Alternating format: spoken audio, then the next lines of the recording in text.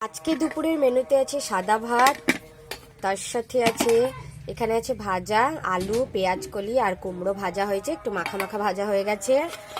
আর এখানে আছে ভেজ ডাল, মুসুর ডাল, এতে আছে মটরশুঁটি, ফুলকপি, গাজর, টমেটো আর ফোড়ন দেওয়া হয়েছে শুকনো লঙ্কা, রসুন আর পেঁয়াজের।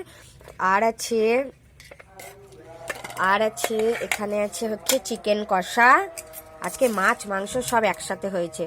এই যে চিকেন কষা, একদম লাল লাল চিকেনের ঝোল, ঝোল তো না, গ্রেভি গ্রেভি চিকেন কষা।